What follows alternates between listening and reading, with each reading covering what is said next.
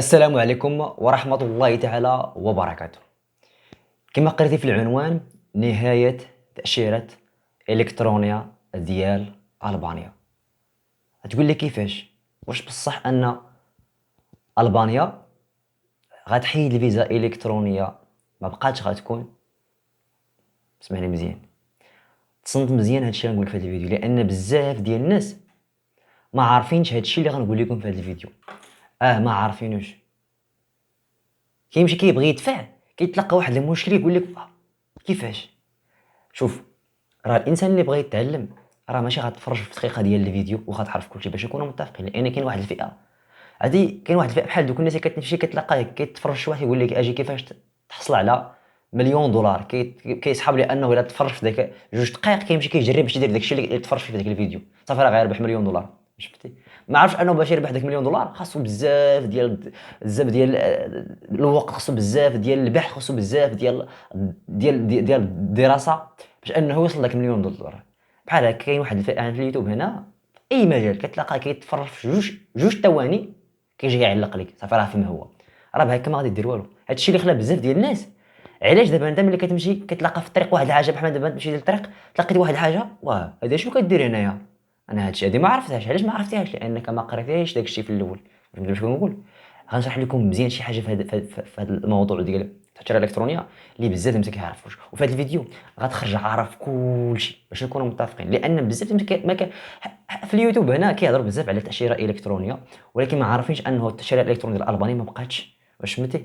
تقول لي ما بقى، كيفاش ما بقاتش؟ شوف، راه داكشي اللي كنتي خصك تفهم مزيان شنو غنقول لك في هذا الفيديو. الا ما تفرجتيش وفهمتي بلا ما تهضر باش نكونوا متفقين. اسمعني مزيان. دابا حنا انا دابا كاين في السيت ديال الفيزا ديال البانيا، كاين فيه دابا، كاين بلا ما نبين لكم الشاشه لان لا داعي الامر انا نبين لكم الشاشه، حقاش داك الشيء راه ساهل مزيان. عندنا عرفتي كنقول لبنادم شوف، راه والله الا ما قريتيش اولا على داك الشيء اللي باغي دير ما غادي ديرو، باش نكونوا متفقين. الاساس هو انك تقرا داك الشيء، بحال عرفتي بحال دابا انه شريتي واحد الروبو وكيعطيوك داك الكتيب ديال التعليمات، جيتي ما قريتش داك الكتيب ديال التعليمات وبغيتي تخدمو، ولا كيتخربق لك. علاش كيتخربق لك؟ لان ما قريتيش كتيب ديال التعليمات. راه بحال هكا، وانا هنا غنقريك يعني الكتيب ديال التعليمات او الكتاب ديال التعليمات باش تفهمو مزيان، باش هادشي غيجيك ساهل. غتعرف كلشي وغتعرف ما معنى نهايه فيزا ديال الالكتروني ديال البانيا وغتفهم كلشي. ولكن حل معايا عقلك مزيان، لان هادشي راه ماشي داكشي ديال الدراري الصغار، يعني يجي شي واحد يعني غيسمع جوج كلمات ولا يعني غيسمع واحد الهضره وغيخرج. لا، هادشي كيبغي انسان انه يركز ويحل معايا عقله مزيان. دابا ملي كندخلوا للسيتي كنتلاقاو يعني اول حاجه طلع ديال المراحل. راه دابا بنادم، اسمحوا لي راه ولكن كنبغي نوضح مزيان. دابا بنادم اللي كتبغي تقول لي حناش بغينا هاد المراحل، راه هذا هو المشكل. راه ملي كتقول له ودي بنادم حنا عندنا ثلاث مراحل: ابلاي بايمنت ريزولت، كيقول لك حنا شنو غنديروا بهاد التخربيق وورينا المفيد. الشريف راه ما يمكنش انك انت تفهم المفيد الا ما فهمتيش هادشي اللي خنقول لك. هادشي اللي كتخربق ملي كتبغي تدفع. واش فهمتي؟ علاش تقول لي دفع ليا؟ علاش كتجي كتقول لي دفع ليا فيزا الكتروني؟ نقول لك علاش. لا، حقاش ما قريتيش هادشي اولا، غير ديك بغيتي تدفع. هذا هو المشكل. المهم، عندنا ثلاث ديال المراحل اللي هي ابلاي بايمنت ريزولت. عندنا فيل اوت يور ابليكيشن، يعني مال البيانات ديالك اولا. فيريفي يور ابليكيشن انفورميشن، كتفيريفي المعلومات ديالك من بعد كتخلص. عندنا وايت فور ريزولت، يعني كتسنى النتيجه. مزيان، يمكن لك انك هنا كنجيو هنا كنديروا ابلاي. مزيان، دابا حنا عرفنا انه التاشيره كدوز من ثلاثه ديال المراحل، راه قلناهم مزيان. حنا سيدي غنديروا هكا، غنجيو عندنا ثلاثه عندنا واحد جوج ثلاثه اربعه خمسه ديال الانواع ديال التاشيرات. خمسه. شنو هما هاد الخمسه؟ راه تقول لي انت داكشي تقول ودي خصك هادشي تفهمو مزيان قبل ما تمشي تفهمو مزيان وقرا كل تاشيره خصك تقراها. اشنو عندنا خمسه ديال الانواع ديال التاشيرات. عندنا الكترونيك فيزا اللي هي الاولى ما بقاتش خدامه. راه شوف، غتقول لي بحال هذاك الشيء، نقول لك ودي راه تفرج دابا انت غتسمع الكترونيك فيزا ما بقاتش خدامه، غتهبط للتعليقات غتخربق ليا. الا ما تفرجتيش بلا ما عندكش، راني غنحط واحد الكود في هذا الفيديو اللي ما قالوش ما كيتعتبرش انه تفرج في هذا الفيديو، حيت باش نعرف انه دوك الناس، حيت الا تفرجتي في هذا الشيء اللي نقول لك راه غتكون فاهم كل شيء باش نكونوا متفقين. اما تسمع نقول لك انا عندنا التاشيره الاولى الكترونيك فيزا راه ما بقاتش، ترجع تقول لي راه واحد السيد شدها، حبس تفرج في هذا الشيء، نقول هاد علق. المهم عندنا اولا الكترونيك فيزا، اولا عندنا ستامت فيزا. فهمتني هادشي كلشي غنشرحو. ستامت فيزا عندنا فيزا النوع، يعني النوع ا ترانس ايروبور ترانزيت فيزا اللي هي ما كلشي هادشي غنشرحو. شورت ستاي فيزا يعني من نوع سي تايب سي. عندنا النوع دي اللي هو لونغ ستاي فيزا. مزيان، حنا سيدي واحد جوج 5 الانواع ديال الفيزا غنتعرفوا عليهم كاملين باش تعرفوهم مزيان. الاولى هي فيزا الكترونيه مطبوعه بشكل الكتروني 100%، يعني بلا ما تمشي للقنصليه، ما بقاتش كدير لها سيليكت، ما بقاش كتعطيك. فهمتي؟ راه اي واحد غيدخل وغيشوف كتلقى الكترونيك فيزا. اشنو هي الا قريتيها؟ حنا نديروا لها الترجمه باش نفهموها مزيان، باش نفهموا. الاولى هذا التاشيره الالكترونيه قال لك هو عباره عن تفويض مطبوع في شكل الكتروني، يتم انشاؤه بختم الكتروني وارساله الى مقدم طلب عبر البريد الالكتروني دون الحاجه الى الحضور شخصيا الى ممثلات الدبلوماسيه، يعني القنصليه او القنصليه. اشنو كيقول لك؟ كيقول لك هذه الاولى يعني غيصيفط لك تاشيره الكترونيه بدون الحضور، بلا ما تجي القنصليه، بلا ما تجي. سمعني، هذه راه عطيه الكترونيه ما بقاتش، هذه ما بقاتش. سمعني، هذه نساها، هذه ما بقاتش. كدير لها سيليكت هنا يعني كتختارها، ما بقاتش كتعطيك، يعني هذه ما بقاتش، ما كايناش. كتجيو اللي هي ستامت. شنو هي ستامت؟ هي تاشيره مختومه. شنو هي مختومه؟ كودي انها التاشيره هو التصريح على شكل تاشيره مختومه. في حاله الموافقه على التاشيره يتقدم مقدم طلب شخصيا الى البعثات الدبلوماسيه القنصليه الجمهوريه الالبانيه لسحب التاشيره. مزيان، حيتاش خصنا نفهموا اصلا ما معنى التاشيره الالكترونيه. التاشيره الالكترونيه هو الدفع عن طريق الانترنت. فهمتي؟ الدافع اونلاين ديجيتال، ما غاديش نخلطوا هنا. يعني المعنى ديالها ديال التاشيره الالكترونيه هو التاشيره اونلاين، يعني الدفع عن طريق الانترنت. فهمتي؟ يعني بحال نعطيك مثال، دابا بحال قال لك واحد السيد انه غتجي تال عندي وعاد نعطيك الفيزا، قال لك شوف طلبها في الموقع، راه غنصيفطها لك PDF. هذه هو الفرق. فهمتي؟ اذا التاشيره الثانيه هو تاشيره مختومه، قال لك اودي لا تقبلتي خاصك تحضر القنصليه، يعني كتدفع الكترونيك، راه كتدفع كطلب الطبيب هنا، ولكن قال لك في حاله الموافقه صيفط لك اودي في الجمعه ان راه توافقتي على الموافقه ديالك وفقنا لك في الفيزا ديالك، خاصك ضروري انك تحضر القنصليه. وهنا فين كاين البلان، وهنا اللي غنهضر عليه دابا في هذا الفيديو باش تفهموا مزيان. فين كاين المشكل؟ غير تبع معايا. عندنا تاشيره من نوع تاشيره عبور المطار، هذه بلا ما نهضروا عليها لان هذه يعني حتى شي واحد ما كيقلبش عليها. فهمتي؟ حنا غنجيو تاشيره من نوع اقامه قصيره. زين، تاشيره من نوع تاشيره من نوع اقامه قصيره، يعني قلنا انه تاشيره مختومه، هذه يعني غتقول لي انا بغيتها الكترونيه، راه ما بغيتهاش انني زعما ما بغيتش انا نمشي للقنصليه. اصلا القنصليه ديال البانيا ما كايناش في المغرب.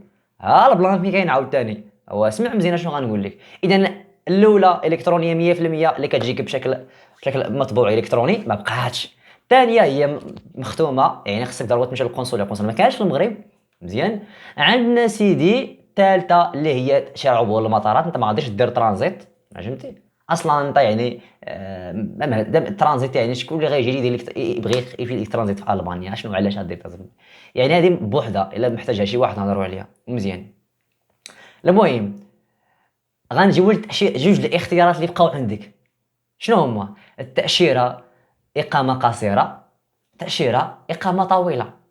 اللي بقاو عندك شكون هما؟ شنو كيقول لك في هذه التاشيره؟ كيقول لك اودي يتم اصدارها على شكل تاشيره مختومه او مطبوعه بشكل الكتروني. راه هنا فين كاين البلان، راه ما صرحوش في كيما قالوا في الاول انهم اللي غتقبل راه خصك تمشي للقنصليه، ولكن فاش كاين ما قال لك او شنو كتعني او يعني شكل مختوم او مطبوع. غتقول لي شكون اللي قال لك هذا الشيء؟ راه غنوري شكون اللي قال لك هذا الشيء وغنثبتوا لك دابا تشوف. يمكن لك انا تشوف هذا الشيء. يعني شوف قال لك اودي يتم اصدارها على شكل تاشيره مختومه او مطبوعه بشكل الكتروني. يعني يا اما مختومه يا اما مطبوعه بشكل الكتروني. مزيان، غنجيو الاختيار الاول اللي هو تاشيره يعني اقامه قصيره، حيت هذا اللي عندك اولا. الاختيار الثاني هو اقامه طويله، حتى شنو كيقول لك ودي يتم اصدارها على شكل تاشيره ختم او مطبوعه بشكل الكتروني. هنا كتفهم ان فقط كيبدلوا في الصيغه ديال ديال الجمل. راه تما دايروا يعني مثلا مختومه يعني بختم. باش نقول يعني جوج الاختيارات اللي عندك، هاد الاختيار كلشي اللي عندك. الا جينا مثلا درنا هذه الاولى غندفعوا ليها مثلا شنو غنتلاقاو حنا غنديروا الدفع، غنختاروا النوع ديال الفيزا تاشيره ديال السياحه من خلال المنظمه بدعوى وكاله سياحيه. المهم كاين انواع ديال التاشيرات، حنا سيدي نديروا تاشيره سياحيه. غنديروا تقديم باش تشوف المشكل اللي كيوقع لبنادم. اسمعني مزيان، اشنو كيوقع لك هنا؟ كنجي المكتب القنصلي كتلقى فيه ديك النجمه. دائما النجمه ملي كنتلاقاها حدا واحد يعني واحد السؤال انه خصك تجاوب ضروري، ما يمكنش انك تدوز المرحله الثانيه ما جاوبتيش. فهمتي كيفاش؟ وحنا قالوا لنا الكترونيه، تلاقينا مكتب القنصلي.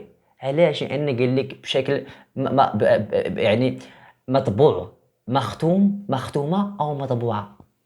ما معنى مختوم؟ انه ملصقه على جواز السفر ديالك. فهمتي داك الشيء اش كتلقى ضروري انك حد القنصليه. وملي كنجيو واحد القنصليه اش كيعطونا؟ ابو ظبي، انقره، اثينا، استراليا، باي، بكين، بلغراد، برلين، بورن اللي هي العاصمه ديال سويسرا. اصلا سويسرا ماشي العاصمه فقط، يعني كيعتبروها عاصمه. برازيل هي العاصمه ديال البرازيل. براتيسلافا اللي تقريبا عاصمه واقيلا ديال سلوفينيا ولا سلوفاكيا. البرازيل، بروكسل، بوخارست، بودابست، القاهره، كانبرا، كوبنهاجن، الدوحة، لاهاي، آه، اسطنبول، كيف مدينة الكويت، لندن، مدريد، ميلانو، موسكو، ميونخ، نيويورك، اوتاوا، باريس، براغ، بريتشتينا. ماشي اش من العاصمه ديال الدوله هذه. قطر. حيت شنو هما هنا كيديروا عند المرات الدوله في نفس الوقت كيديروا العاصمه ولا كيديروا يعني كيديروا يعني مثلا اصلا هما كيديروا هنا الدوله من بعد كيقول زعما الرياض. كيحطوا وحده مثلا عندنا سيدي هنا قطر، عندنا الرياض، روما، صوفيا، عندنا ستوكهولم، عندنا بلا ما نقول السميت هذه تيسالونيك كيعرفوها المهاجرين المغاربه غيعرفوها. تيسالونيك، طوكيو، الفاتيكان، فيينا، وارسو. وارسو العاصمه ديال الى عقلت وارسو العاصمه ديال بولندا. بولندا. واشنطن، زاغريب العاصمه ديال بلغاريا. زاغريب العاصمه ديال اوكرانيا. يعني ما كايناش المغرب. علاش؟ لان المغرب ما فيهاش القنصل ديال البانيا. يعني انت مفروض عليك باللي عندك 50-50، يا اما تقبل ليك بشكل الكتروني 100%، يا اما خصك تمشي للقنصليه. وفين شكون هاد القنصليه؟ شكون هي اقرب قنصليه كتختار هنا؟ فين غتمشي؟ اسطنبول، كدير اسطنبول. اقرب قنصليه اللي كاينه للمغاربه هي مدريد، اسبانيا، اللي كاينه في مدريد. اقرب قنصليه، حيت كنقول اقرب قنصليه يعني اقرب قنصليه جغرافيا، ماشي تقول لي ان قريبه ليا بالحل. حيت حنا المغاربه يقول اقرب يعني زعما المسافه اللي كنقصدو هنا. اما زعما الحل راه هي اسطنبول، يعطوك عليا بلا فيزا. يعني اقرب نقطه هي مدريد، اسبانيا. والاختيار الثاني هو عندك اسطنبول، تركيا. هادشي علاش كتجي لك هنا كتشوف القنصليه كترجع واه القنصليه وانا قالوا لك الكترونيه. حيتاش علاش؟ راه قالوها لك انت ما قريتيهاش. مختومه او مطبوعه. يعني عندك الزهر يا اما غيصيفطوها لك بي دي اف في الالكترون، الا ما عندكش غيقول لك خصك تجي للقنصليه باش حنا نعطيوها لك. فهمتي؟ وملي كتجاوب على القنصليه خصك تطلع لتركيا ولا تطلع لديك القنصليه. مثلا انا جيت هنا ندير لهم بوخارست، اي درت بوخارست. انا كيسولني البلد اللي انت مقيم فيه، كتقول انا ندير لها مروكو. فهمتي؟ يعني باش تدفع تاريخ الميلاد، الاسم الاول، الاسم العائلي. فهمتي؟ راه اسئله. انا اللي بغيت الهدف ديالي هنا نقول لكم ودي بلي دوك الناس اللي كيتلقاو المشكل كيدفعوا اولا ان التاشيره الالكترونيه ما بقاتش 100%. 50-50 اللي عندك هنا، حيت تقول لك اودي مختومه او مطبوعه الكتروني. عرفتي اش كيعطيوك القنصليه؟ راه بزاف ديال الناس كيجيو لهاد البلاصه كيتلفوا القنصليه. وكيفاش القنصليه؟ علاش؟ لان القنصليه اصلا هما قالوها لك مختومه، او حنا قلنا لك يا اما انت توصلي بشكل الكتروني يا اما تجي القنصليه دوز عليك. وهنا خصك تختار القنصليه اللي قريبه لك. اللي عندك بالنسبه للناس اللي غيمشيو، اللي كيمشيو لاوروبا، راه يختاروا مدريد اقرب نقطه. الناس اللي ديال بلا فيزا راه غيمشيو لتركيا. مزيان. الشيء علاش هنا كيتلفوا بزاف ديال الناس في هذه النقطه. اذا خص تلقاو في هذا الفيديو انك فهمتي بعد الانواع ديال التاشيرات، وفهمتي الاختيارات اللي عندك، وفهمتي انك عندك 50 50. راه ما بقاتش الكتروني 100%. ديك الكتروني 100% ما بقاتش، راه غتدخل السيما غاديش تلقاها، غتلقى ما كتعطيكش. اللي كاين دابا هو التاشيره ديال يا اما 50 50 مختومه او مطبوعه. هذاك الشيء اللي كيعطوك القنصليه باش تختارها. نتمنى نكون فدتكم في هذا الفيديو، نتمنى نكون عطيتكم معلومات في هذا الفيديو، ونتمنى نكون استفدتوا في هذا الفيديو. وما تنسوش ان وصل اللي وصل معايا مع هذه النقطه يقول لي يعني يحط لي واحد، يحط لي اينو هكا، يعني اينو اللي هي جات بانكوك اينو، يحط اينو، يكتب اينو ويكتب الراي ديالو. لان هنا دابا بالضبط اللي غيكتب لي اينو ويكتب لي الراي ديالو، هذا اللي الراي ديالو مهم جدا. علاش؟ لان تفرج في الفيديو كامل وفهموا، وملي وصل لهذه النقطه كيعني انه انسان يعني بغى يتعلم، بغى يعرف.